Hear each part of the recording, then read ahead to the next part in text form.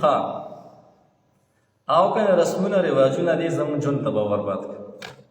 زموږ هر ځای کې هر میدان کې رسم چې په کومه خبره کې تا چا دا خبره کوله چې دا کار مې نه کړو، خو زه کوم چې دا خلک بس وي چې دا خلک بس وي کار څه شو روان شو. روان کار دې څه کړ روان یې کړ. نه غم کې زموږ رسم په حاله کې رسم. یوه زنانه وفات شوې وه، نو نورې زنانه ورتلې وې، هغې جاړي ورته. یو زنانه هغه انتهایي ډېره زیاته جاړي، خفه ده، یوه مشره زنانه ده. کور زنانه راځي ورته وایي یا خوره خیر دی مه جاړه، بس دنیا مرګ حق دی، حقه لاره ده، ټول به ځو. هغې باندې به کیسه چډه وشو. بیا وایي نور زر زره پورې کړي وي پې د پاسه اچولي دي، هسې ریښه شوې ده، بې هوشه شوې وه.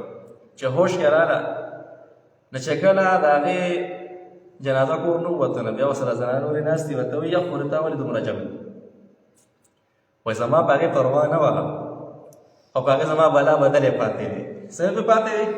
بلا بدلې ورارې شوي، د هغې پیسې مې ورکړې، کویدن وکره شوې وه، اختیار ته وکره شوې وه، سنت وکره شوې، واده وکره شوې، زما په ډېرې بدلې وې. نو دا پرې خونده مړه شوه، زما هغه بدلې څه کړې ځان سره قبر ته دا اوس د چا نښلمه څه دي.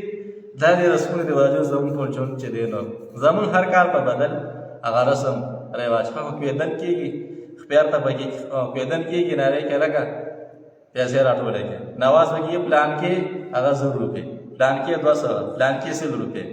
نه که نه ورکوي نو هم نه کېږي، که ورکوي نو هم نه کېږي، کار ګډوډ دی.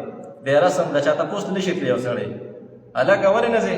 یاره چې بس چې کار ګډوډ دی. هلکه تپوس وایي د تشې خولې تپوس به درنه کړی دی که نه، نو هغه مجبور دی نه شي تللی.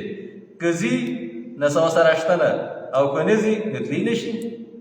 ولې رسم دې زموږ یو کار ګډوډ کړی دی. الله دې رحم وکړي. یو کس هغه زموږ استاد محترم ورته ویې هلکه تا باندې حج فرض شوی دی، وایي حج ته ولې نه ځې؟ وایي یاره چې د حج خرچه را سره شته، د تلو راتلو خرچه را سره شته، د هر څه برابر، او دې خرچه را سره نشته. زموږ په علاقه کې دا رسم رواج دی چې یو کس د حج نه راشي حاجي صاحب، نو خور یې را روانې سره غټه ښکاري بچی اب ولړه کوي، ترور هم را روانې، د ترور ډور هم را روانې، ګاونډیان هم را روانې، هر چا را به پچی ډکې. وایي دې را سره خرچه نشته، باقي د حج را سره وشته، د حج مې وس کېږي، تلو راتلو خرچه آزاد راهیله، خو لیکن دې بل شي را سره څه نشته، پیسې نشته، دا مې خرابوي. دې رسم زموږ عبادت هم پاتې کړی دی، زموږ دین هم پاتې کړی، زموږ دنیا آخرت هر څه زموږ پاتې کړي دي.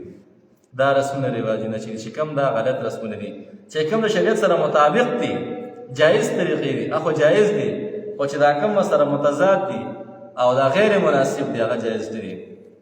الله دې وکړي زموږ ژوند کې د جناب نبی کریم محمد عربي صلی الله علیه وسلم طریقې راشي، او چې کوم دا غلط رسمونه رواجونه دي د دې جنازې لازم د کورونو وباسي. آمین ثم آمین. هذا واخر دعوانا الحمد لله رب العالمين، وصلى الله تعالى على خير خلق محمد وآله وصحبه.